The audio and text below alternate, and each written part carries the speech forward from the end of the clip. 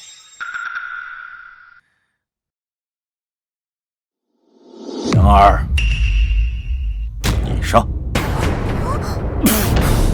我。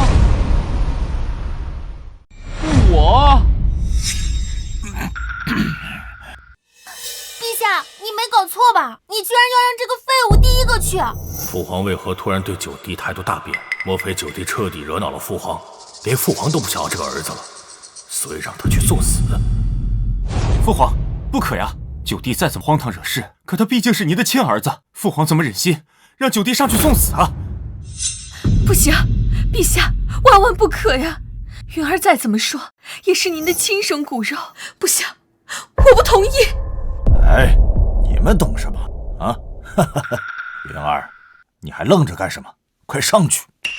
云儿，你放心啊，娘已经请了最好的御医，就算断手断脚，也能给你接回去。放心上。谢谢娘。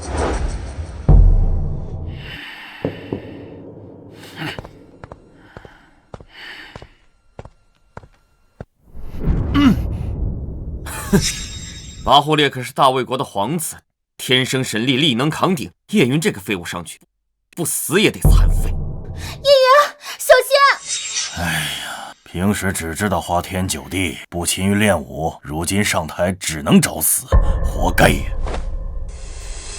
张选，你觉得叶云有无胜算？陛下，根据臣前几日受的伤推测，2招之内，这个拔胡烈必死。稳了！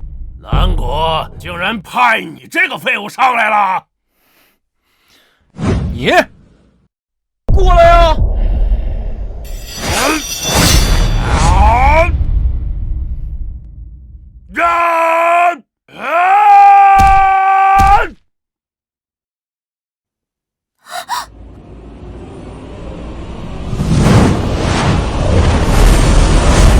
哎呀，来了！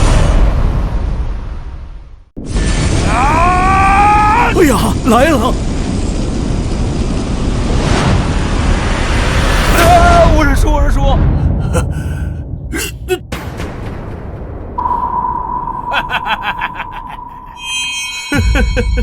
南国皇帝，这就是你口中所说能横扫我们3国的高手吗？怎么不战而降了？哈哈哈哈！看来南国全是懦夫！哈哈哈哈哈哈！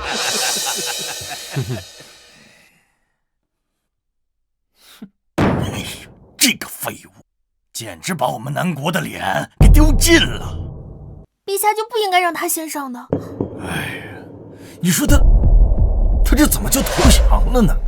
陛下，叶云既然身怀绝世武功，定然是有他不出手的理由。不出手的理由？然长国公病逝，病逝前交代叶云，莫不可锋芒太露，要学会隐忍，免得与其他皇子一样遭到毒害。朕明白云儿为什么要藏拙了。怎么？难道你们南国一个也没能打的吗？过来！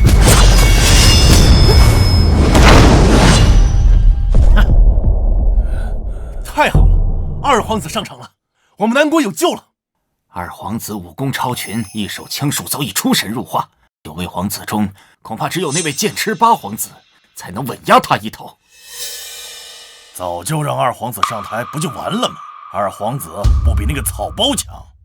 轩儿，你可得争气，只要赢了这次比武，太子之位就是你的了。也罢，先看看其他皇子的表现也好，实在不行还有老九兜底呢。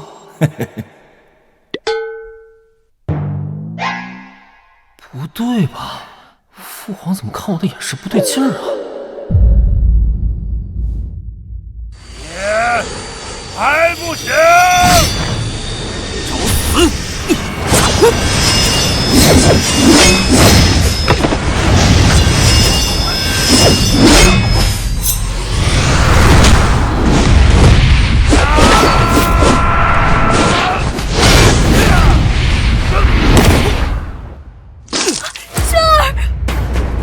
二弟，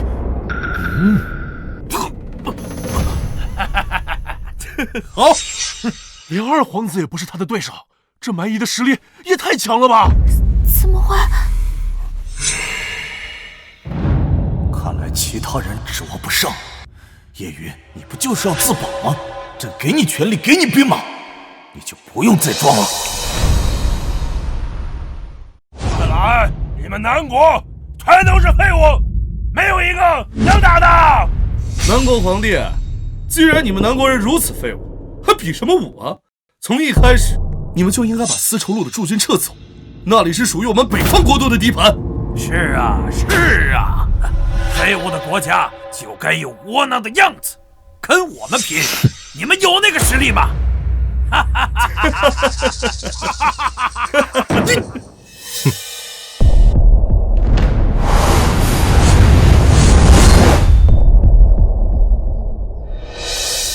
是八皇子。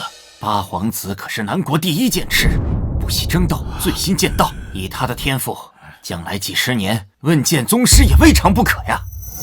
朕倒是忘了，还有他。他终于要出手了吗？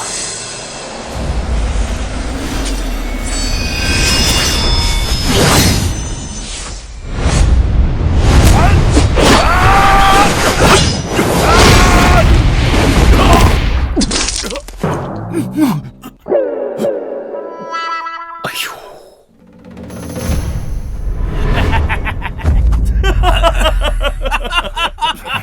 哎呦！连最强的皇子都不是拔狐狸的对手，这是天要亡我南国呀！这点实力也来装逼？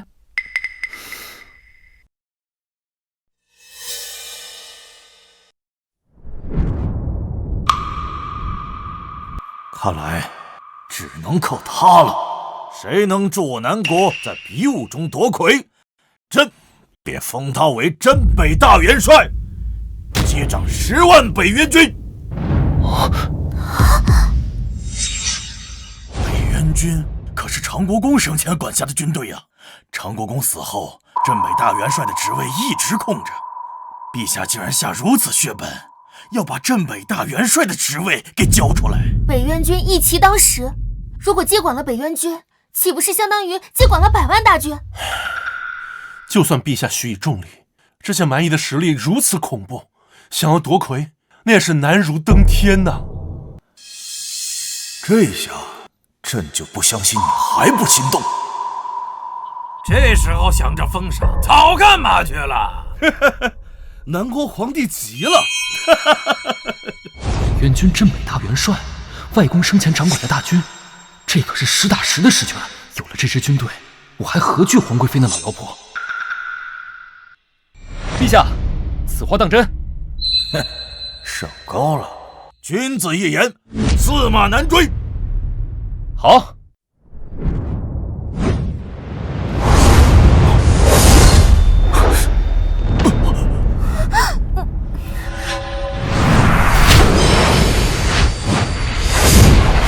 那我就再试试。这不战而降的废物，你还敢上台？嘿嘿，你真是不知死活呀！我也不欺负你，我让你先出手。那我就却之不恭了。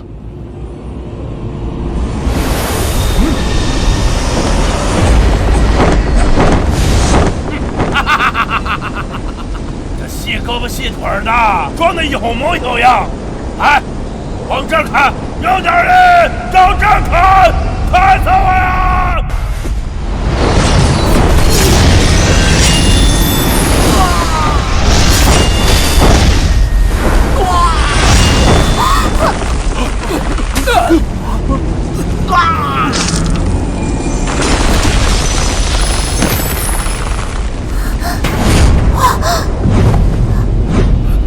什么？这可是你让我砍的啊！叶云竟然一剑就把拔胡烈给……拔胡烈可是半步宗师啊，居然接不住他一剑！怎么会这样？他不是被我养废了吗？好啊，我就说老九行吧！啊哈哈哈哈哈！看来还是我低估他了，杀拔胡烈根本用不了2招，1招足矣。爹，叶云赢了，叶云赢皇子，你们是要与我们三国开战吗？哼！诸国比武，刀剑无眼，生死自负。他自己死了，是他学艺不精。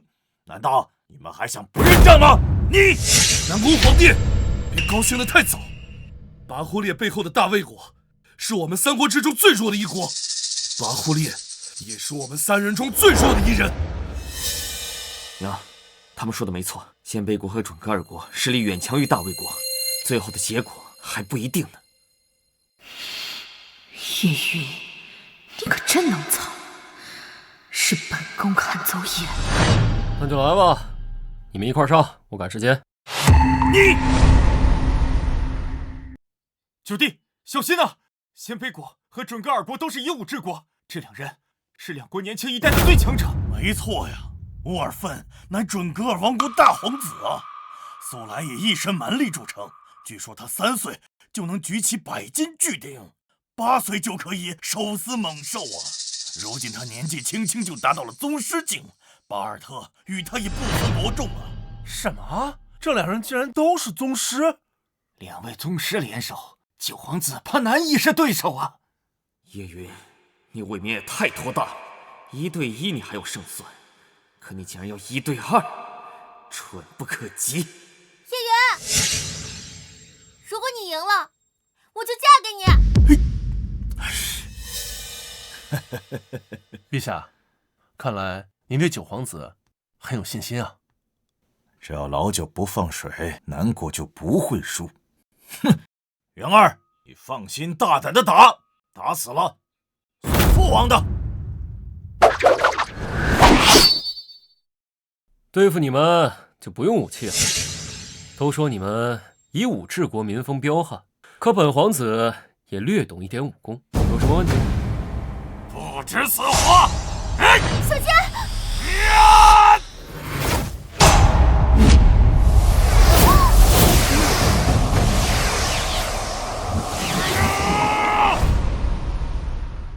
乌永芬全力一击，竟然被他一只手就接了下来，有破绽！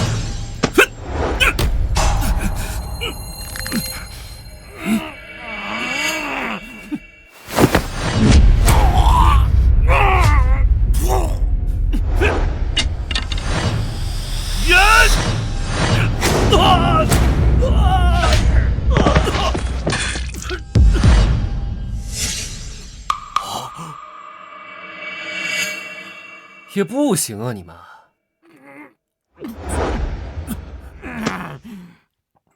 你怎么会这么强？想学吗？想学我也不教你。诸国比武，夺魁者南国九皇子叶云。哈哈哈哈哈！好，赢了！爹，我们赢了，我们赢了！太好了！谁说我南国不行？我南国武力昌盛，南国武力昌盛，南国武力昌盛，南国武力昌盛。赢！谁说你们赢了？你们别高兴得太早了。你们以为赢了这场比武就能获得丝绸路的出兵权吗？我告诉你们，这是不可能的事情。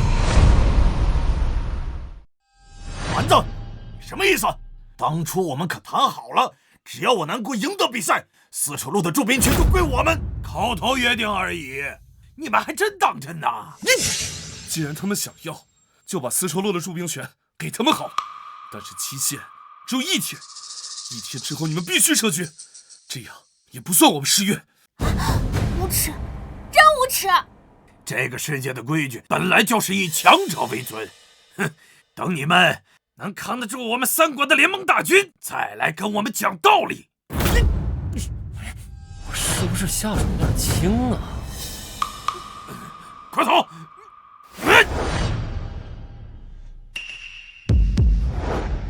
父皇是否要追？陛下，万万不可呀！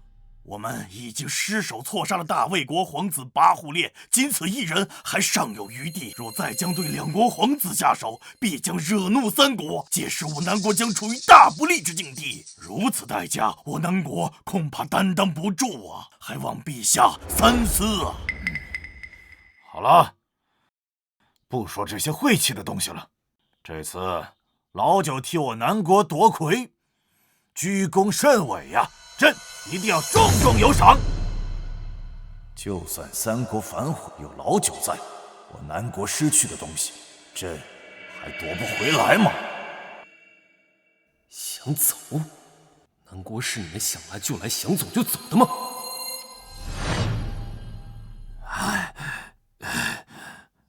想不到南国的实力竟然这么强！这世间9品武者之上，还有宗师、金刚、指拳、万象四境。那南国九皇子叶云击败了咱们3人，他的实力至少是金刚境。哼，金刚境又如何？那也是血肉之躯，敌不过千军万马。等我们回去，就让父皇起兵，踏平南国。好，您是谁？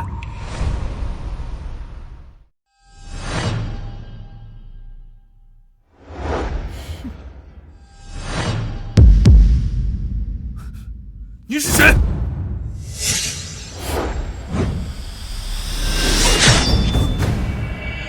啊！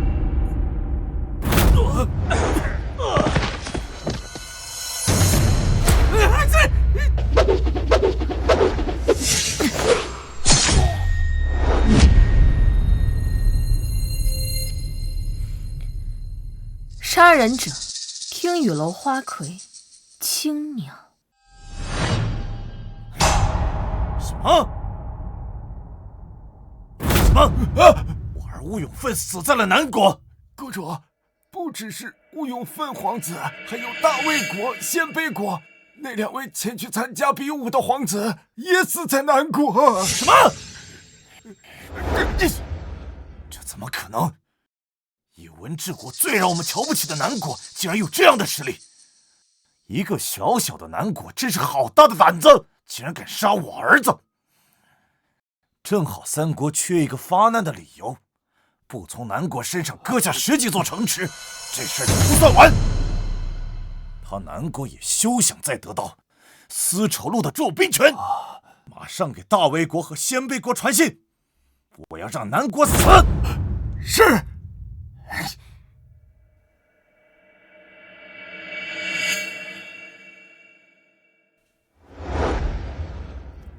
做得好，殿下，这都是青鸟分内之事。这是我最先炼制的9品大还丹，应该能助你突破金刚境。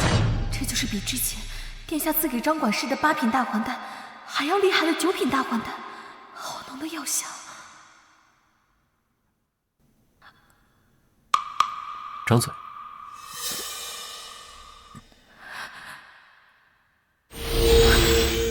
我的境界竟然这么快就开始松动了，谢殿下。外公，我终于有机会为娘沉冤昭雪了。叶云，叶云，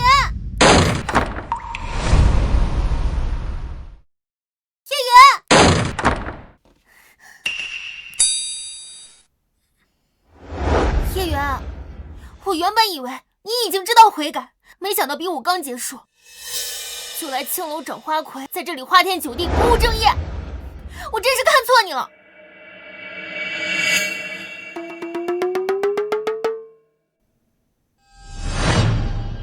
我记得某人说过，比武大会结束之后，若是我赢了，就会嫁给我。这话还做不做数？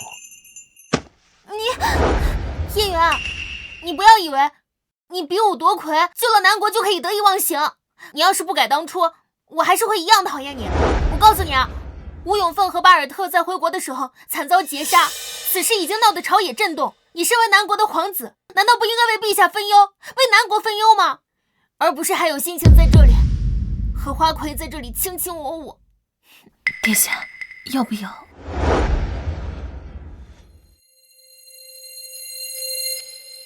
回答我刚才的问题。他怎么变得那么霸道？当然作数。那既然作为我的未婚妻，怎么能如此不懂事？哼！你明知道听雨楼是我的产业，这青鸟是我听雨楼的花魁，也是我的下属，他最近表现得不错，我给他一点鼓励，有什么问题吗？没问题。那下次就不要打扰我在听雨楼与青鸟议事。下不为例。明明是我差点捉奸在床，怎么变成是我的错了？岂有此理！在我面前装了10几年，连我也被他骗了过去。娘，明日的朝会上，父皇就会给叶云封赏。若是叶云得父皇器重，这太子的位置……哼，区区纨绔，不过会点拳脚功夫而已，还掀不起什么风浪。轩儿，这些年，娘在朝中笼络了不少朝廷重臣。明日晨会，你只要向叶云发难，朝廷重臣都会站在你这一边。我就不信，凭他一人能敌过满朝文武。轩儿，你要记住，千万不能让他当上这个镇北大元帅。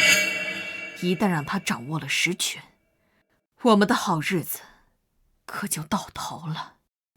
好。九皇子，太子他什么时候坏了？娘，咱们慈明宫给太子用药材快用完了，等一下让下人补一补库存。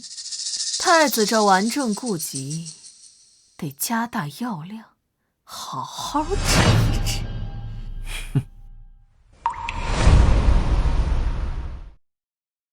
参见陛下，吾皇万岁万岁万万岁！都起来吧。谢陛下。昨日九皇子叶云在诸国比武中为我南国夺魁，立下了大功。今日便是朕兑现承诺的时候了。老九，你上来吧。父皇。老九，朕封你为镇北大元帅，封地北凉，接掌10万北元军。谢父皇。有了实权，我总算可以放开手脚，去调查娘当年的死因。父皇，我反对。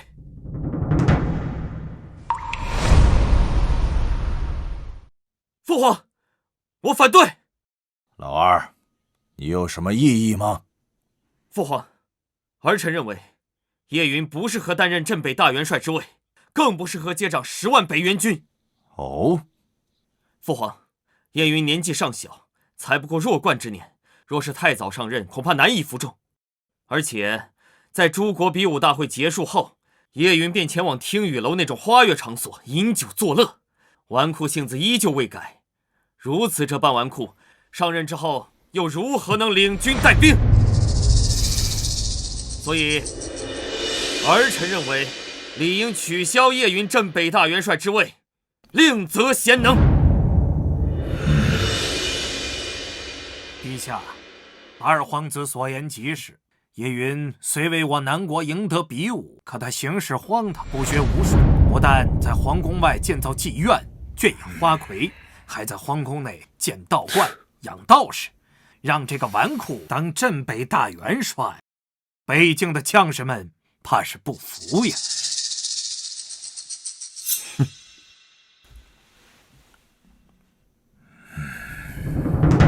不错，陛下，不服是小，以他这般纨绔的性子，陛下，臣唯恐九皇子到北元军上任不出半年，就把北元军的军纪给败坏了。到时咱北元军有一个算一个，有样学样，咱南国最精锐的部队将会变成一团散沙，战力大打折扣。为了咱南国的军事战力，臣不赞成此事，还请陛下三思。你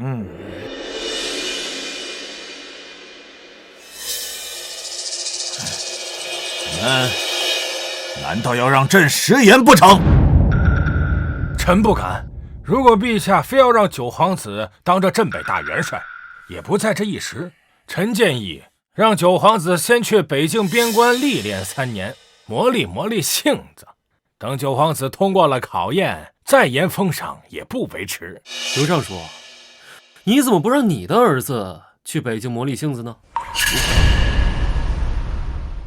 刘尚书，你怎么不让你儿子去北京磨砺性子呢？我刘二和的儿子个个知书达理，满腹经纶，都拥有大好仕途，参军入伍岂不是大材小用啊？我看是受不了参军的苦吧。你休要胡言！差点忘了，你大儿子正忙着娶第三房小妾，而你的二儿子整日在家中与娈童取乐，倒是满腹经纶，知书达理，懂得不少关于断袖之癖的学问。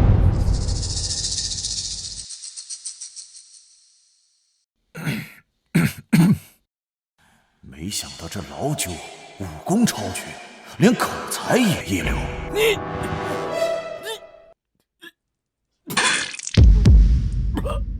叶云，这里是朝堂，你怎可口出污秽之语？孙大人，你说我不适合当镇北大元帅，那就让你儿子来当吧。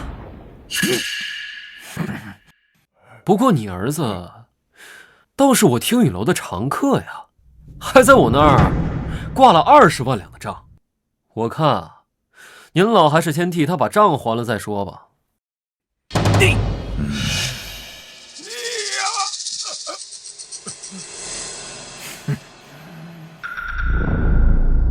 你说诸国比武大会结束之后，我去听雨楼饮酒作乐，你亲眼看见了？我的手下看到了。那你手下亲眼看见我在听雨楼里饮酒作乐？我的手下亲眼看到你走进听雨楼，难道这还不够吗？你这书怕是都读到狗肚子里去了。叶云，你什么意思？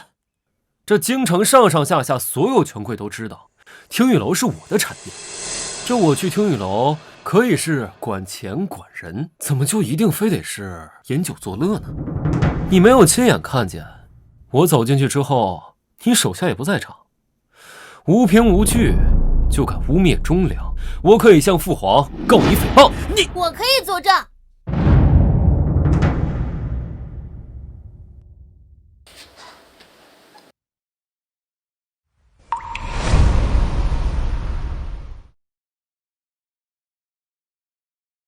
我可以作证，叶云进入听雨楼以后，只是管事，并无饮酒作乐。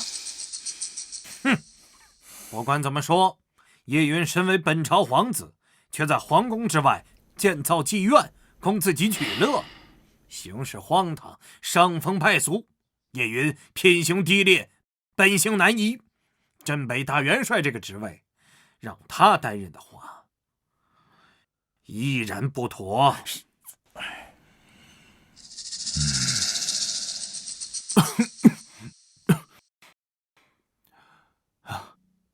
父皇，儿臣认为，九弟所开的听雨楼，名满京城，日进斗金，也纳足了税。如今我南国国库空缺，九弟的产业也算是为我南国做了一份贡献。倘若九弟能够收一收往日的性子，未必就不能担任镇北大元帅一职。大哥说的对，九弟比我们任何人都强，他配得上这个位置。是啊，陛下，九皇子在比武大会上胜过3国联盟，一鸣惊人，可以见证九皇子的能力。若是九皇子能够改过自新，日后必受南国之栋梁啊！陛下，我也认为应该给叶云一个机会。老九，你的为人朕还不清楚吗？朕知道，之前你的一切都是装的，朕信得过你。徐国公这对父女，平日里不是对这纨绔十分厌恶吗？怎么突然开始为他说话？不行，绝不能让叶云得逞。父王，不能给叶云封赏。够了！从即日起，叶云便是北凉大元帅，执掌10万北援军，镇守北凉边境，朕意已决，无需在意。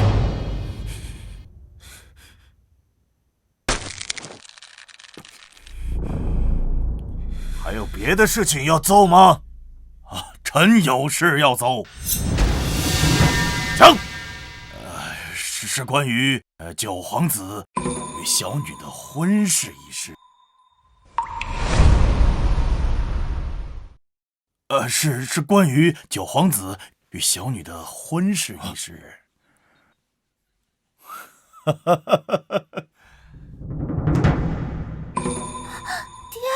九皇子与小女徐之雪自幼便有婚约，二人如今已经到了适婚之龄，臣恳请陛下将二人的婚事尽早提上日程。好，既如此，老九啊，你们二人就择日尽早完婚吧！啊！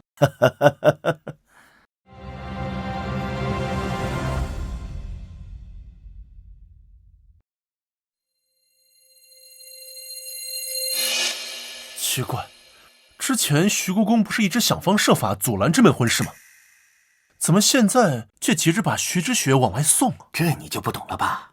今后九皇子可是镇北大元帅，官职不比徐国公差，又身怀绝世武功，这可是妥妥的金龟婿呀！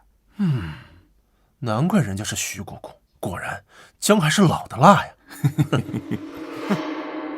陛下。如今三国蛮夷反悔，不让我南国在丝绸路驻兵，且三国皇子还死在了我南国，恐怕会惹怒三国呀。如今当务之急是解决这两件事，而不是这些儿女情长。老九，你怎么看？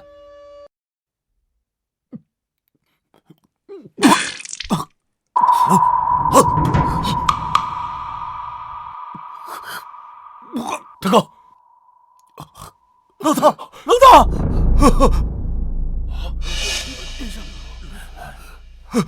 老大，老大，父皇，儿臣恐怕不能继续在父皇身边尽孝了。言儿，言儿。太子叶延之天资出众，3年前被南宫皇帝立为储君，然天妒英才，于1年前突然患病，终日卧床，最终病入膏肓，于半年后离世。系统模拟的内容要成真了！太医，传太医，传太医，快传太医啊！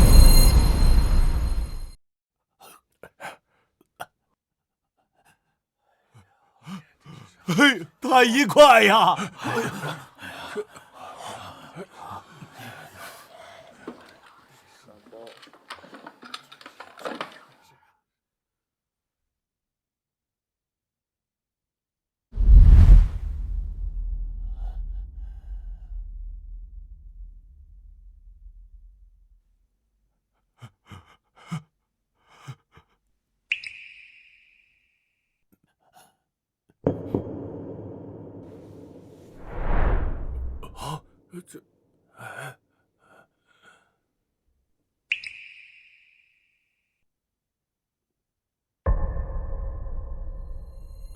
陛下，太子的顽疾已渗入心脉，恐怕活不过今日。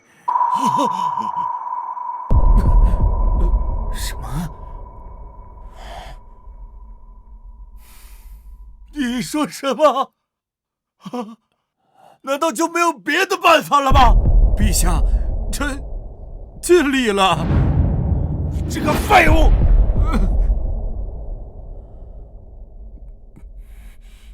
父皇，让儿臣试试。你连京城最好的医师都束手无策，叶云你一个纨绔，你懂医术吗？此乃回春丹，快给大哥服下便可。哎，叶云，你平时自己鼓捣这些破丹药就算了，还敢拿出来给人吃？你是想送大哥提前上路吗？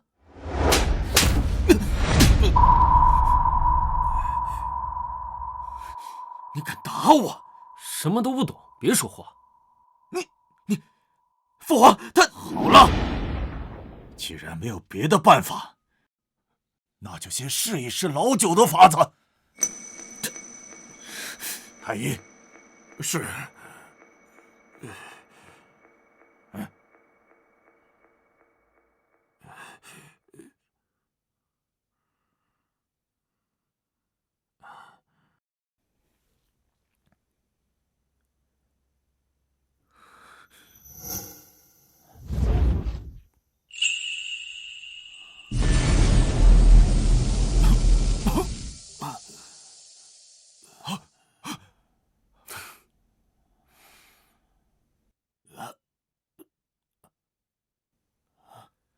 然儿，你感觉怎么样？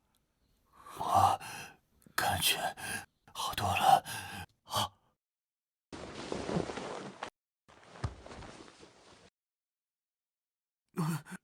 陛下，太子的病情竟真好转了不少。怎么可能？他下蛊毒的狗皮丹药竟然真的有效！真是神迹啊！九皇子深藏不露啊，真是太神奇了！没想到九皇子不仅会武功，居然还精通医术。太子这个病已经治了2年了，每况愈下，从未好转。九皇子真是神了呀！多谢九弟。哎，举手之劳。正好我这里还有剩下的丹药。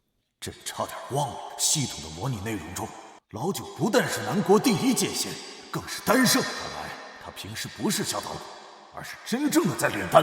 朕之前是错怪他了。他竟然还有这一手。皇兄，大哥平日里的用药是从慈宁宫发的吧？叶云，你什么意思？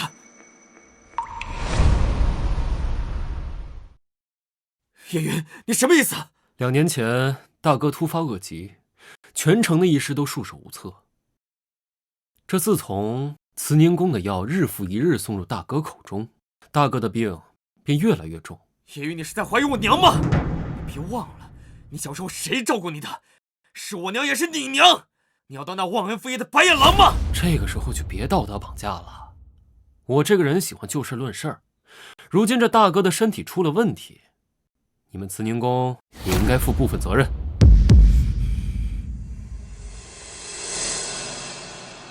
九弟，皇贵妃颇受父皇宠爱，不是皇后胜似皇后，乃是后宫之主啊。况且她平日里待我也不薄，怎么会做出这种事呢？你又不是她亲生的，你怎么这么确定？父皇，我娘乃是你最宠爱的贵妃，她的为人您最清楚不过了，她绝不会做出这等事情来的。唐玄，你怎么看？陛下，皇贵妃乃后宫之主，位高权重，没有你的命令，我等轻易不敢动啊。老大这件事情，若如老九所言，确实有几分蹊跷。那朕便去慈宁宫的药房看上一看。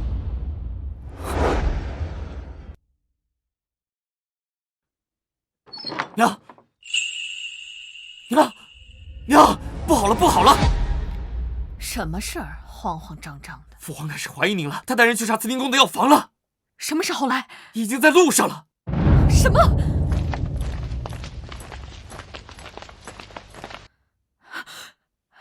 把你们手里的活儿都停下！快，把这些东西都给我倒掉，全部都给我处理干净！快去啊！快呀！快点儿！哎呀，快！给我！快呀！那个！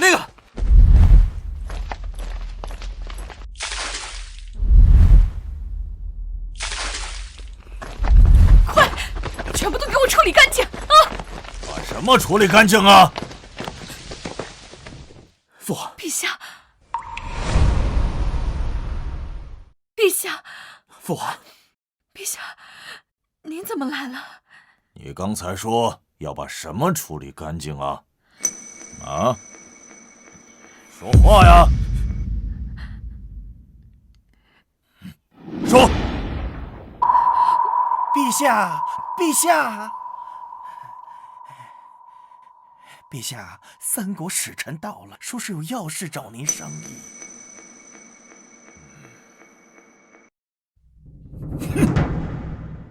刚才不来，偏偏这时候来，罢了，晚点再收拾。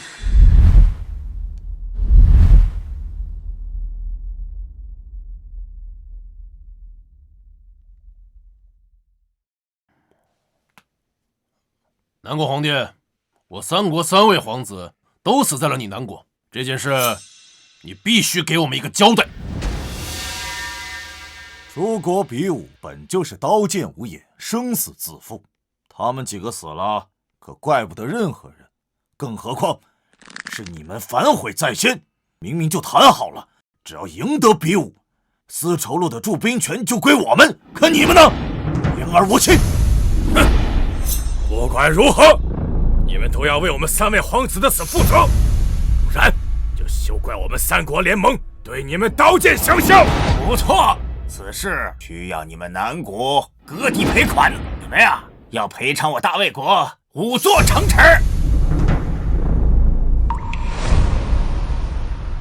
你们呀要赔偿我大魏国5座城池。二车皇子乃我鲜卑国主最宠爱的皇子，你们得至少赔偿我鲜卑国15座城池。荒谬！你们输了比武，不认账也就罢了，还如此狮子大开口，让我们割地赔偿，简直毫无廉耻。不错，你们到底讲不讲道理？道理，兵马就是这个世界上最大的道理。你们如果不赔偿，就等着我三国联盟的大军喝进你们南国吧！陛下，三国联盟的兵力远在我南国之上，若是触怒了三国，后果不堪设想。不如就答应他们的条件，以作缓兵之计。是啊，陛下，孙大人说的有理。这么严苛的条件你都答应？你俩脑子被驴踢了？还是说你们收了他们什么好处？叶云，你莫要污蔑诸臣。那你说该怎么办？若是三国联盟的大军压境，咱们南国如何抵御？这个责任，你担当得起吗？哼！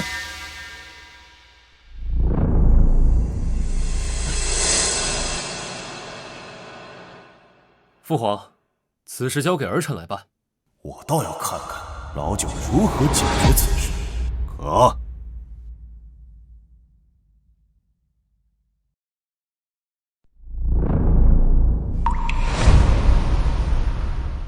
你说要让我们南国割地赔款，是又如何？这件事你们只有答应的份儿，不然要付出的代价，你们南国可承受不住啊！没错，小子，赶紧签了割地赔款的条约，然后再把你们南国的美女叫过来，晚上好吃好喝的伺候好我们。回去以后，兴许我们还能在国主面前替你们美言几句的。哎，晚上就让你们这南国第一美女来陪我们吧！荒谬！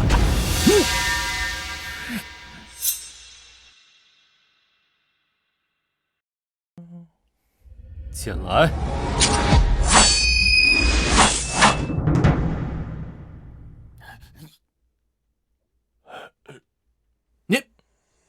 你要干什么？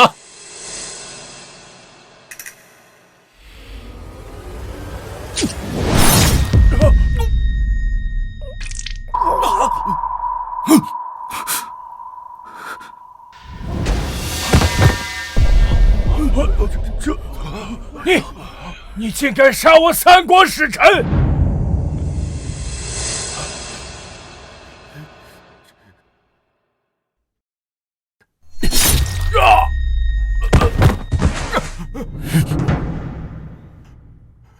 你们皇子我都杀得了，区区几个使臣，为何杀不得呀？好啊，这下你们南国休想得到丝绸路的驻兵权。是吗？别杀我！我这就走！我这就走啊！我这就走！别杀我！别杀我啊！别杀我！啊！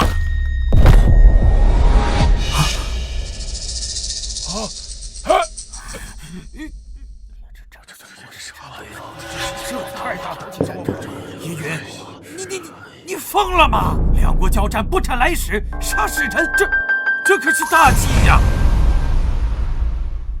他们若是讲点道理，确实可以不杀，可他们非要在我面前跳，不处理了，留着过年吗？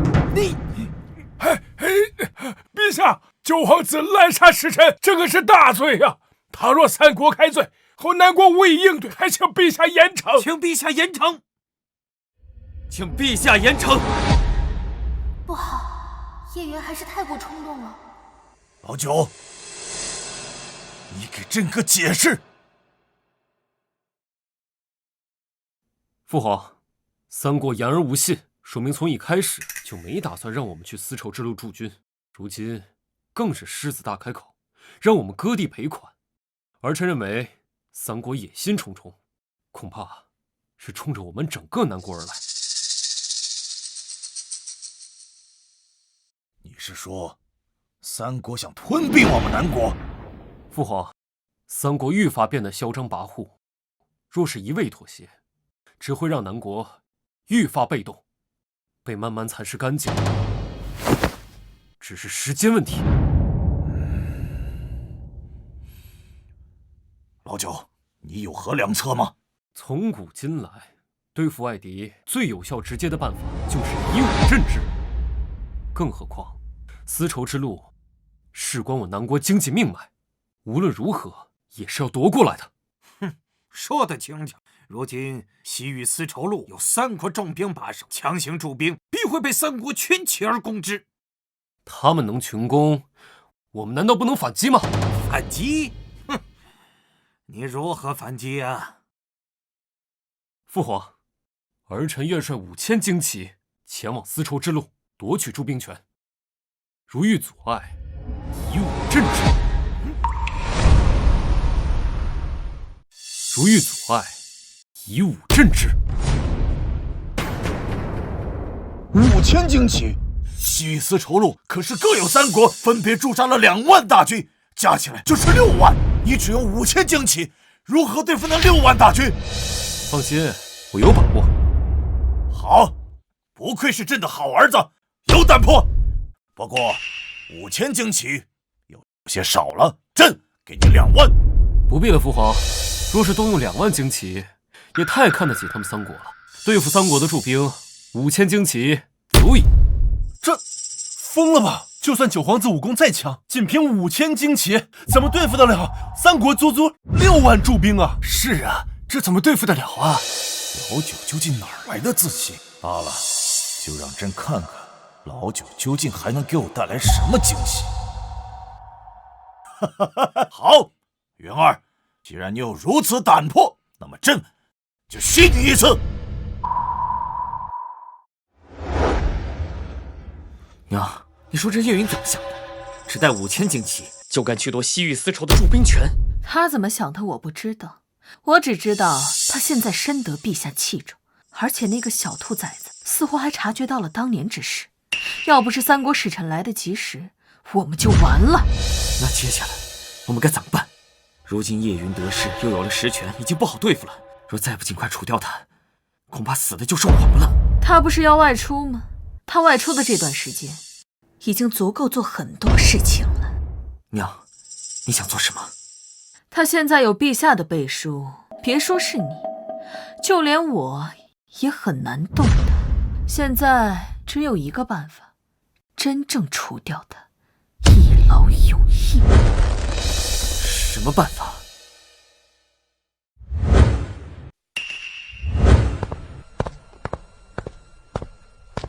既然你作为皇子对付不了他，那就成为皇帝。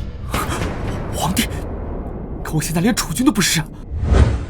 放心，一切交给娘，计划也该提上日程。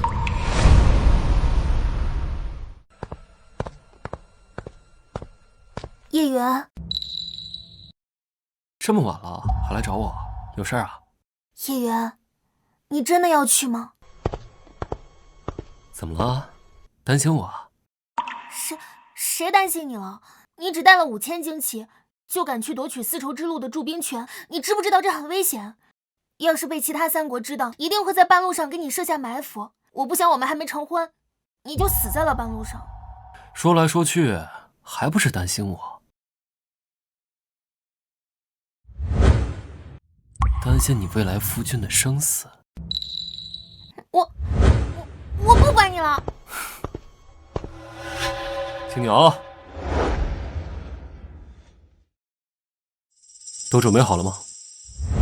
按照殿下的吩咐，一切都准备好了。什么？岂有此理！一个小小的南国，竟然敢杀我3个使臣！国主，杀死我3国使臣的人，正是南国9皇子叶云。看来之前杀死我3国3位皇子的人，也是他。叶云，哼，好一个叶云！国主，最新传来消息，叶云要率5000旌旗夺取丝绸路的驻兵权，而且他还说对付我们3国驻军5000旌旗就够了。这个叶云完全不把我们3国放在眼里啊，国主！既然他那么自信，那我就让他有来无回。通知另外2国，在西域丝绸路上各加派1万驻军，同时在丝绸路的必经之路上设伏，守株待兔，无论如何都要杀了叶云，为3位皇子报仇。国主，这样一来就是9万驻军，用9万驻军对付5000旌旗，会不会太大材小用了？南国有句古话叫狮子搏兔，一须全力。他叶云就是仗着自己武功高强才敢这么自信，就是让他知道武功再强也抵不过千军万马，有普通人集结的军队就能活活推死他。陛下，9皇子亲自率领的5000旌旗已经上路了。张玄，你再集结5万旌旗，等老九求援，一定第一时间前去营救。老九有信心，有胆魄是好事啊，可若是出了半点差池，将是南国莫大的损失，也是我南国承受不起的打击。没想到如今陛下对9皇子如此看重，比起太子的待遇都有过之而无不及。是。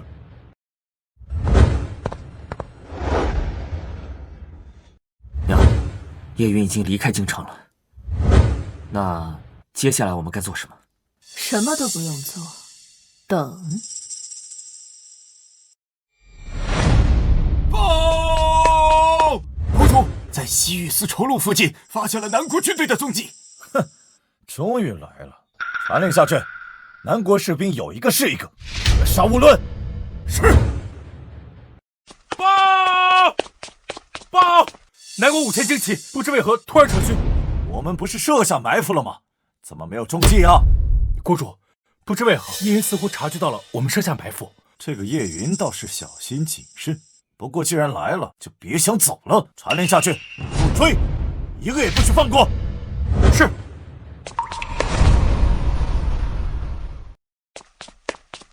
报！国主，由叶云率领的5000旌旗始终与我军避而不战。这个叶云不是说对付我们3国只需要5000旌旗吗？怎么现在只会仓皇逃窜？真是个胆小鬼！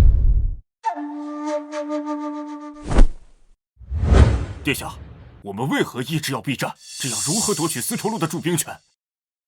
算一下，时间也差不多了。什么？我们反击的时候，哎呀，你先下去吧。是。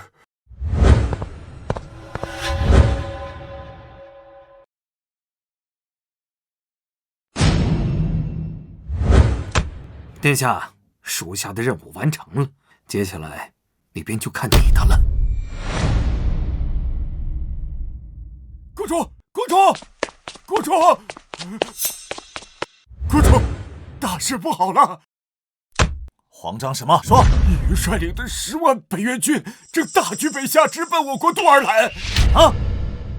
叶云不是在西域丝绸路吗？怎么会出现在北方？不知啊，国主。北元军势如破竹，现在已经连破15座城池了，只差一步就攻入我们国都了。区的10万北元军，你们都挡不住吗？国主，北元军一骑当十，叶云的实力又十分恐怖，他极擅长排兵布阵，我们实在是挡不住啊！废物，全都是废物！国主，北元军马上就要兵临城下，我等该如何是好啊？死守国都，马上向另外2国求援。是。现在求援，晚了。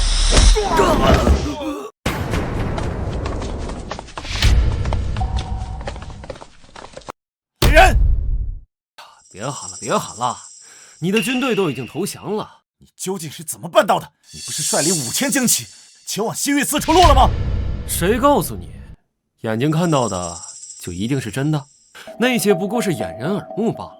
不这么做，怎么能吸引你的注意力，一击必胜呢？原来去西域丝绸路的人根本就不是你！你们3国联盟不是喜欢针对我们南国吗？那我就先灭掉你们一国，这样我南国的压力就大大减轻了。对付你们这些外敌最有效、最直接的办法就是以武镇之。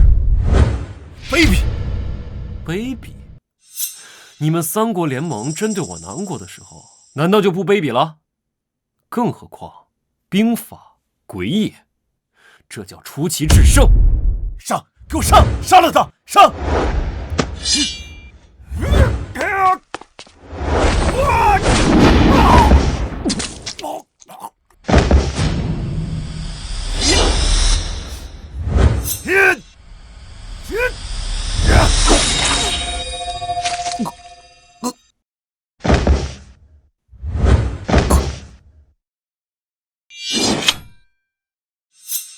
从今日起，再无准噶尔国。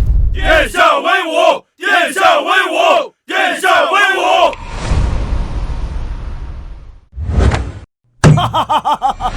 好，这个老九好一张声东击西啊！一夺取丝绸，驻兵权为野，反手就消灭了整个2国啊！陛下，九皇子这算不算擅自出兵？无妨，朕相信等老九回来，一定会给朕一个满意的解释。整个2国可是3国中实力最强的一国，灭掉了整个2国，不但会减轻我南国的压力，而且还会威慑另外2国。无论如何，这都是奇功一件。等老九回来，朕一定要重重的赏。陛下，太子突发恶疾，吐血不止，恐怕是危在旦夕。什么？哎呀！太医，快！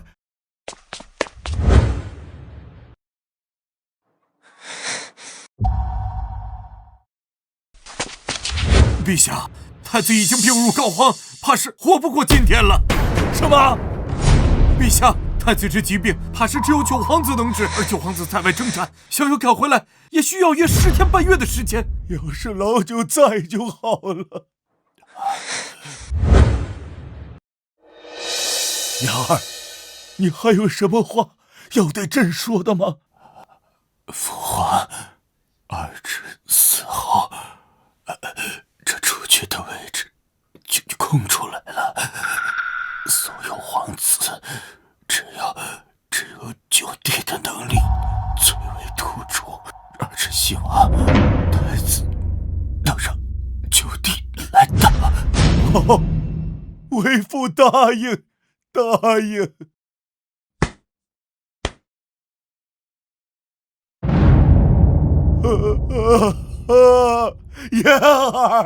言儿啊！夜雨，又是夜雨。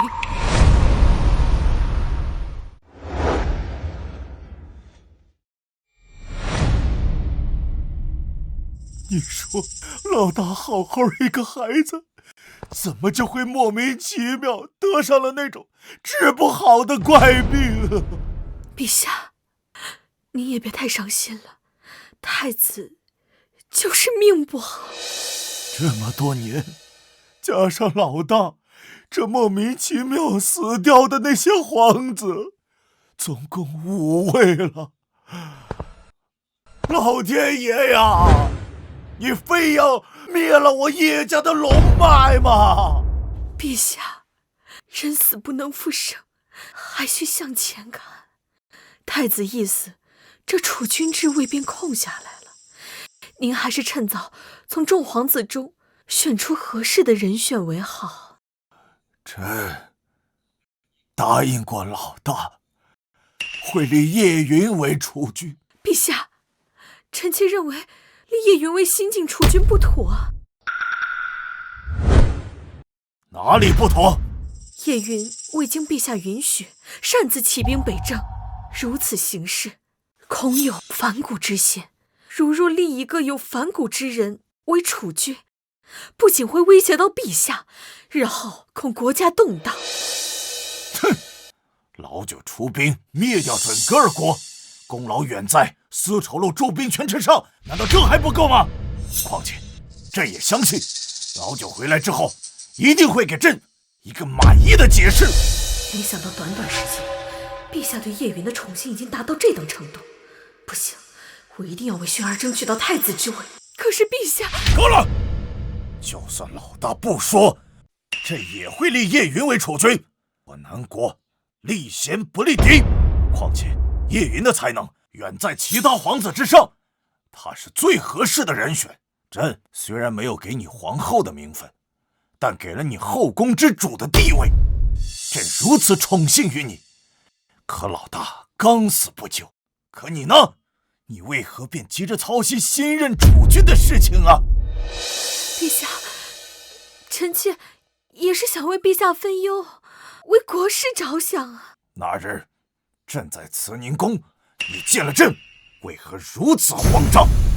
陛下，送给太子的药至关重要，臣妾是怕熬制不周，惹怒了陛下呀。哼，最好是这样。不行，陛下已经开始怀疑我了，不能再拖了。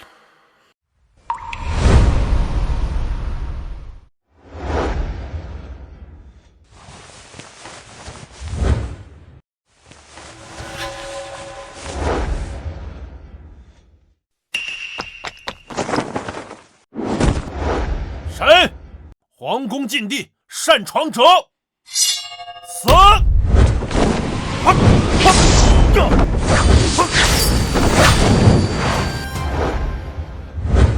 好了，都下去吧。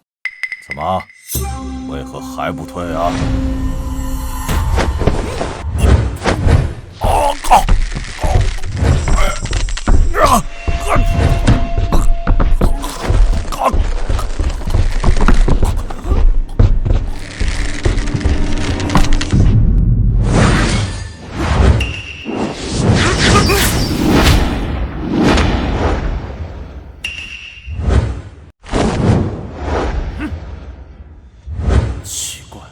怎么感受不到陛下的气息了？不好！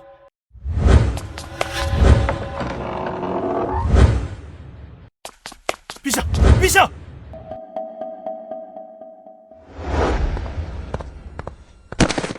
娘娘，事情办妥了。太好了，不愧是南国第2高手，不枉我始终留了这么一手。大计终于成了。娘，你真的把父皇给……不这样，你如何登上这王位？如何对付那叶云？若是等到叶云回来，只会让陛下对他的器重和信任更上一层楼。到时候就是你我的死期。轩儿，你要记住，要想成就一番霸业，就必须要狠，要比所有皇子都狠。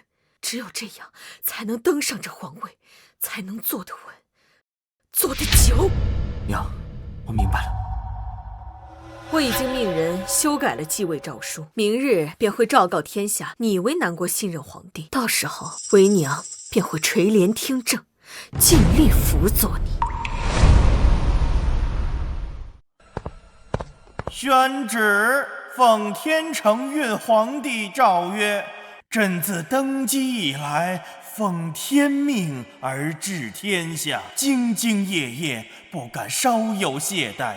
今朕年迈体衰，自知大限将至，特书此遗诏，以定国本，安民心。朕知皇子众多，然唯叶轩才德兼备，仁孝两全，堪当大任。朕决定立叶轩为皇太子，即日起监国理政，待朕逝后继皇帝位，统御万邦。钦此。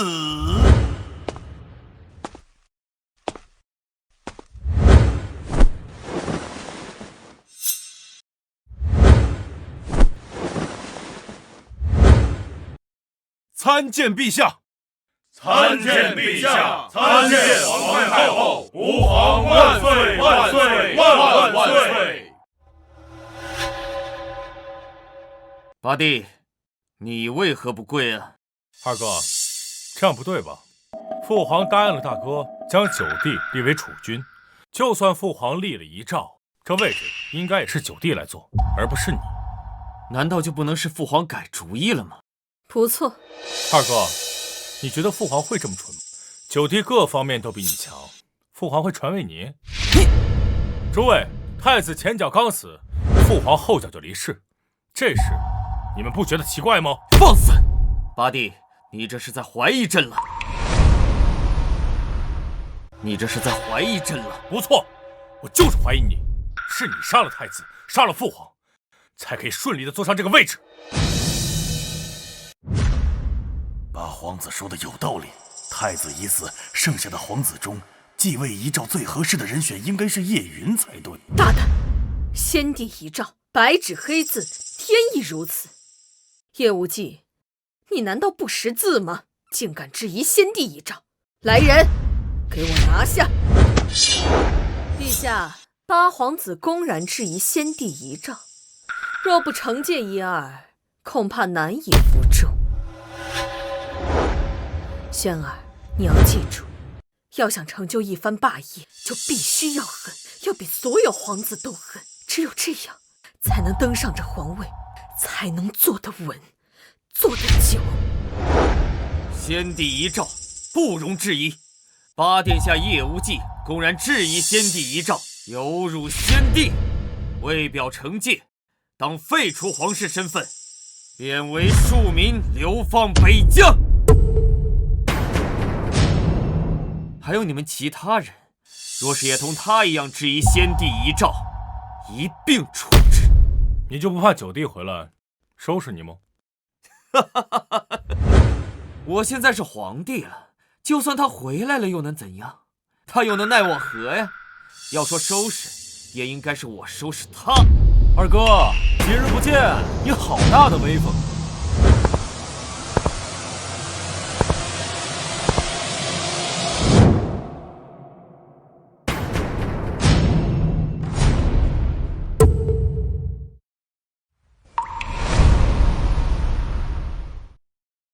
是九皇子，九皇子回来了。听说是九皇子声东击西，出奇制胜，灭了准噶尔国。陛下不是奇功啊！九弟，你回来了。是巧合吗？他怎么偏偏在这个时候回来呀？九弟，你这话说的就不对了。如今朕已是皇帝，朕的话便是南国的天理，便是浩荡皇威。如今朕的话，谁敢不听？哪个敢不从啊？好一个天理，好一个浩荡皇威！我不在这段日子，南国的天就变成这个样子了吗？云儿，既然你二哥轩儿已经登基为帝，那这南国自然就是要听他的。如果你连这个道理都不懂的话，可是可以治你一个忤逆帝命之罪。娘不是最疼爱我了吗？肯定不忍心让二哥治我的罪吧？闭嘴！你不配叫我娘，你算什么？不过是个不学无术的纨绔，养在身边都嫌丢人现眼。只有轩儿才是我的亲生儿子。奇怪，为何臣之对叶云突然态度大变呢？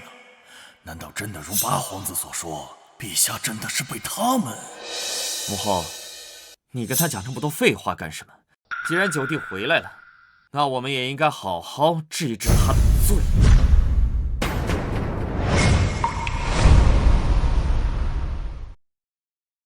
那你说我有什么罪？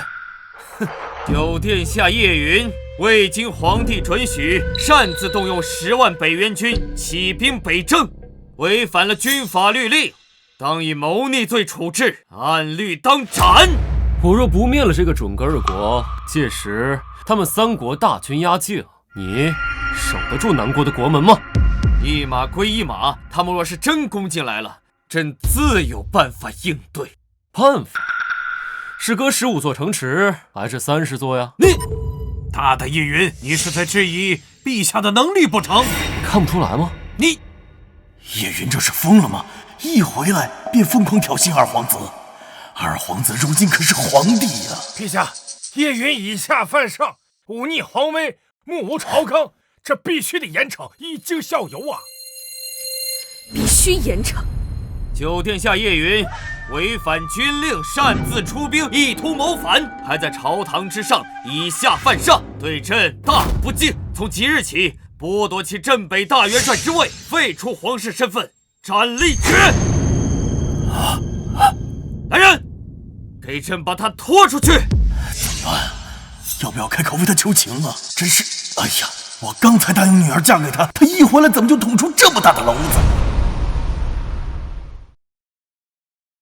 哎，罢了，他是我的未来女婿，我不能见死不救。你还不敢动我啊？叶云呀，先帝在的时候，你可以仗着先帝的宠幸说这样的话，不把我们2人放在眼里。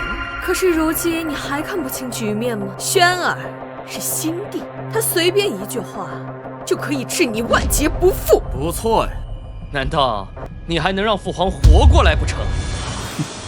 确实可以。死人怎么可能复活？看来是陛下的死对九皇子的打击太大了，让他这里出现了问题。好啊，你若是能让父皇活过来，那我这个皇位给你坐坐也可以呀。好啊，逆子，朕的这个位置坐的还算舒坦吗？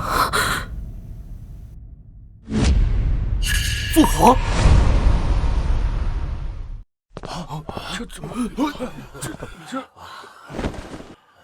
逆子，朕的这个位置，你坐的还算舒坦吗？陛下不是已经死了吗？为何会出现在这里啊？陛下，真的是你吗？大哥，你们还活着？哼，父皇，慌什么？可父皇他没死啊！眼见就一定会是真的吗？你父皇和你大哥已经死了，这是毋庸置疑的事实。眼前这2个人就是冒牌货。确实有一些武道高手擅长易容之术，他们一定是假冒的。你个逆子，还不快给朕滚下来！大胆逆贼，胆敢冒充先皇！张玄，给朕把他的面皮扒下来！逆子，你敢？你问我敢不敢？张玄，张玄，你跟了朕这么多年，怎么连朕的样子认不出来了吗？张玄，你还愣着干嘛？赶快动手啊！陛下，这2个人有99%的概率是假的，可臣不敢赌那1%。卫兵，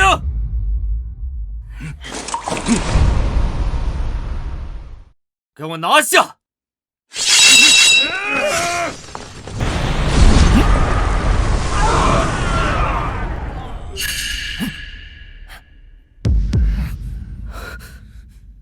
逆子，你要造反吗？想造反的是你们！冒充先皇，朕要诛你们9族！父皇，燕子，你父皇，这究竟怎么回事？这2人到底是真是假？二哥，没用的，有我在，动不了他们。哼，叶云，我知道你之前在藏拙，但你的武功再厉害，能敌得过军队吗？我告诉你，城内的5万禁军正在赶来的路上，等他们到了，你们谁也跑不了。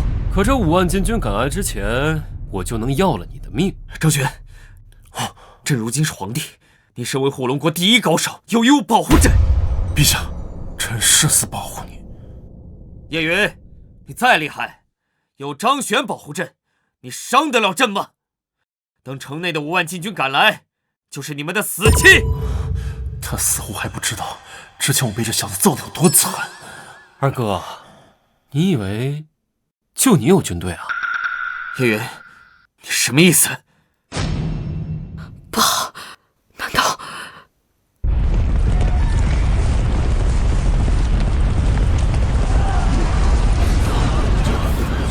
怎么回事？啊！陛下，不好了！10万北元军正直奔京城而来。什么？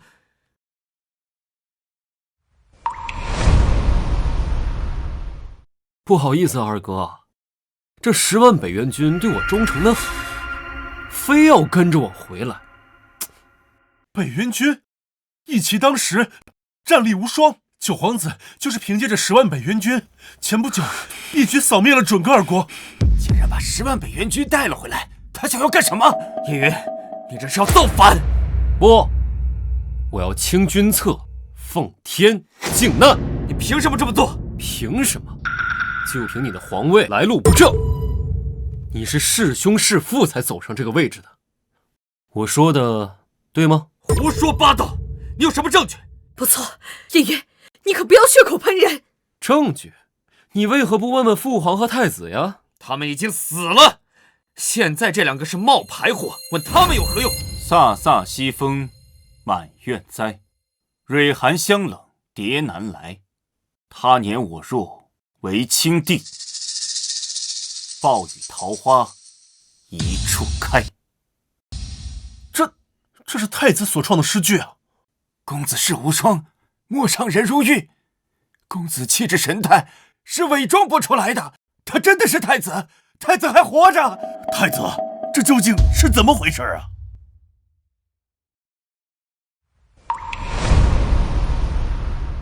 之前我服下九弟的丹药，本来已经好转不少，可九弟离开京城之后，我服下宫女送来的汤药，休养身子，恶疾却再次复发。这味汤药和平日里慈宁宫送来的汤药味道一致。你不是被毒死了吗？你怎么知道我是被毒死的？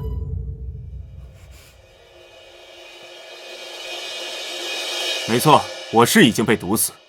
可就在我咽下最后一口气，白布过尸的时候，九弟的手下送来续命仙丹，帮我续上了一口气。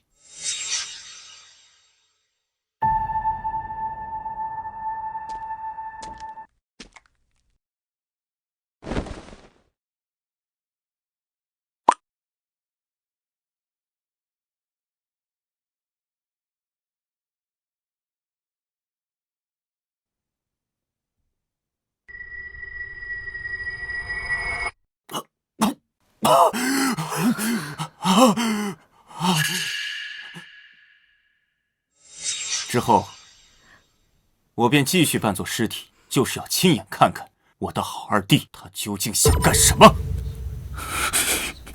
如果是为了争夺皇位，谋杀了我也就罢了，可是他竟然连父皇都下得去手。九皇子，皇太子此话当真啊？你应该问问朕，当时朕就在现场。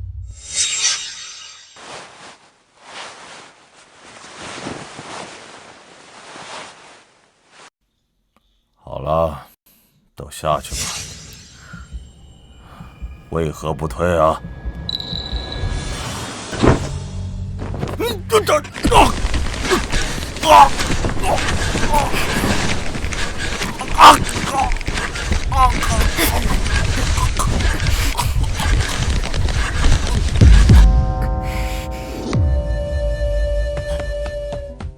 陛下，陛下！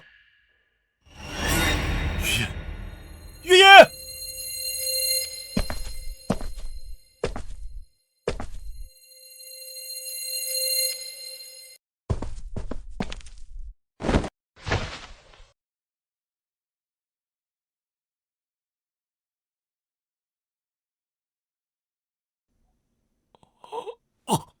你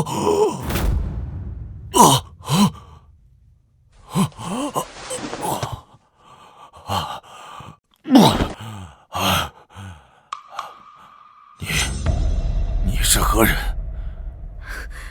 陛下，在下听雨楼花魁奉九皇子之命前来保护陛下。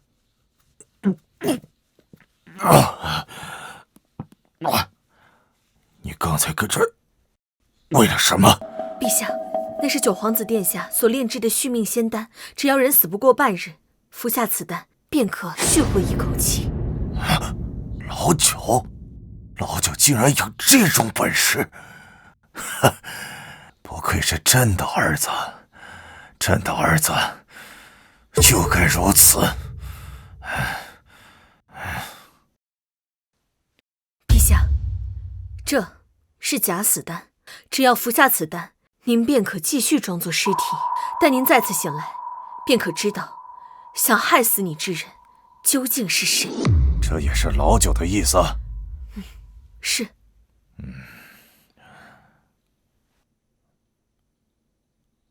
好，那朕就看看，到底是谁想害朕。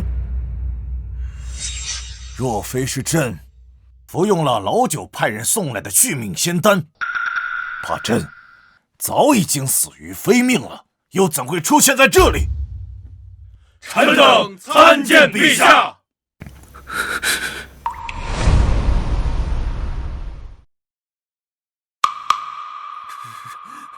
他不是冒牌货，他真是父皇，是叶运用续命仙丹将父皇救了回来。娘，现在咱们该怎么办啊？活死人受白骨，他怎么可能会有这样的单刀造诣？陛下，九皇子会派人来接应您，难道九皇子早知道您会遇害吗？我不知道陛下会不会遇害，我只猜，在我外出的时候，他们会不会按耐不住，做出什么事情？很显然，我猜对了。好可怕的计谋，这一切都在他的计算之中。个逆子，还不快给朕滚下来！父皇，你个逆子啊！你忘了吗？朕当初是如何教导你的？朕给你的才是你的，朕不给你，不能抢。父皇，父皇饶命！父皇，儿臣都是受了母后的蒙蔽和指使，这才做出此等大逆不道的事情来啊！陛下，都是臣妾的错，你要怪就怪臣妾吧，与轩儿无关，你放了轩儿吧！好你个陈芝啊！亏我如此宠信于你，可你呢，竟然干出这种谋权篡位的事情来！你这个毒妇，你的背后到底还有多少恶毒的事情瞒着朕的？陈芝，那么多莫名死去的皇子，也出自你的手笔吧？你为了让你儿子上位，不择手段，费尽心思，害死了那么多优秀的皇子，我娘也是被你所害。好话，朕说自己的儿子好端端的都莫名其妙的死了，原来是你这个毒妇干的，甚至连朕的皇后啊，你都敢下手！来人，把皇贵妃和二皇子拖下去，直接砍了！饶命，父皇！饶命，父皇！饶命啊！父皇！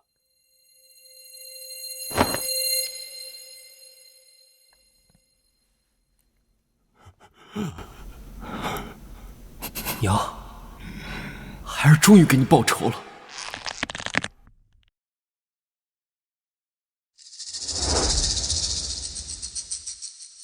参见陛下！吾皇万岁万岁万万岁！好，都起来吧。谢陛下。老九，你灭了准噶尔国，为我南国立下不世之功，封一字并肩王，可与朕平起平坐。以后见了朕，无需行礼。谢父皇。爹爹，这一字并肩王是南国最高的爵位了吧？对呀，叶云怕不是南国史上最年轻的一字并肩王啊！没错呀，没想到叶云这小子装疯卖傻这么多年，竟然是一条隐龙，如今锋芒毕露，必有横扫8国之势啊！陛下，陛下，喜讯，喜讯呐！陛下，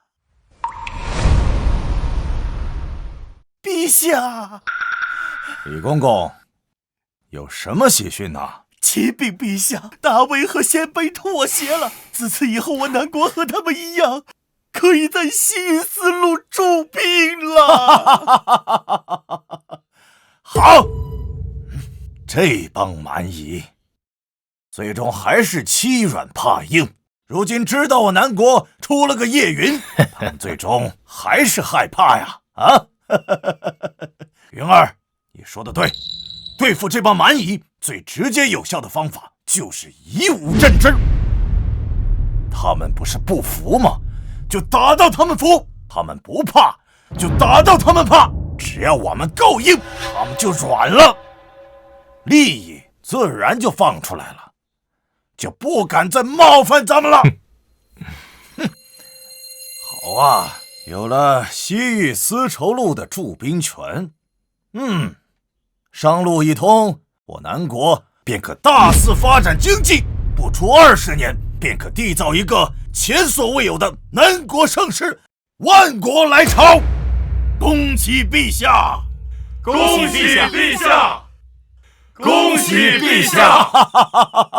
父皇，这一切多亏了九弟。父皇，九弟的能力远在我之上，儿臣愿将储君之位转位给九弟。算了吧，大哥，我对主君之位不感兴趣。比起要肩负更多责任的主君，我更想当一个逍遥王爷。平日里我就练练丹，看看书，无忧无虑，安心做你的太子。以你的能力，上位之后，必是一国明君。九弟，陛下，臣有事相求。讲。今日朕高兴，只要是不过分，朕都允了。朕都允了。谢陛下。臣恳请臣之小女徐之雪与九皇子叶云，3日之后则良辰吉时成婚。爹爹，徐爱卿，你是怕这个金龟婿跑了吧？臣只是想，如今咱们南国已经渡过了难关，那何不喜上加喜呢？这样啊，何况陛下，难道您不想早点抱上孙子吗？我看是你自己想吧。啊，好，既然如此，云儿、徐之雪，你们便3日后成婚吧，为我皇室开枝散叶。谢父皇。谢陛下。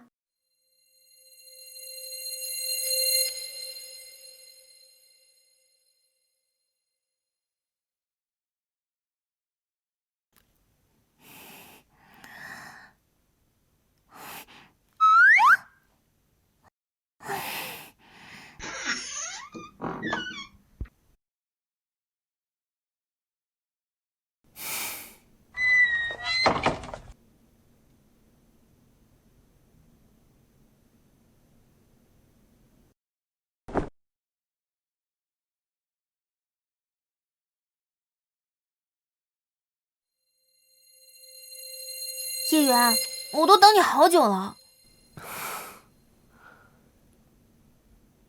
等会儿还有更久的。你又不正经了。叶元，我听说你的武功很厉害，全天下的人都打不过你，是真的？你猜？我猜，试试不就知道了？哎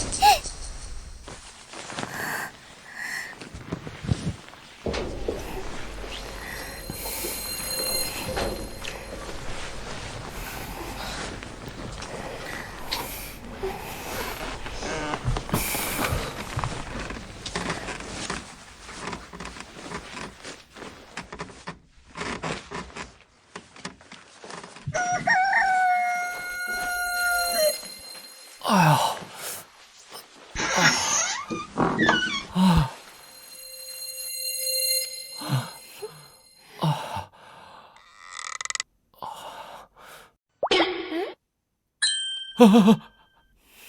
你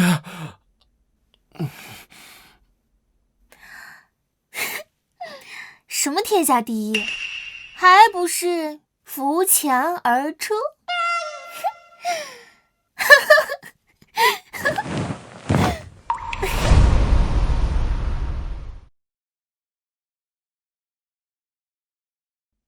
哈哈哈哈哈哈！如今南国的国运异常鼎盛，至少可以再延续500年，那朕就不差这一点国运值了。如今南国格局大变，朕要再次模拟云儿的人生，看看是何等的精彩。系统，模拟人生，竭诚为主人服务。主人可以对皇子们进行模拟人生，每次模拟耗费一定国运，请主人选择模拟对象。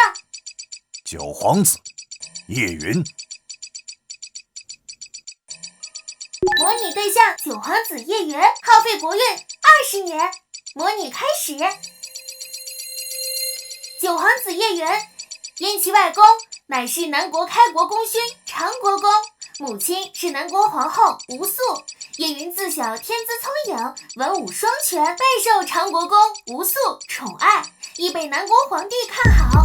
然吴素遭人毒杀，长国公也在不久后病逝。长国公病逝前交代叶云，莫不可锋芒太露，要学会隐忍，免得与其他皇子一样遭到毒害。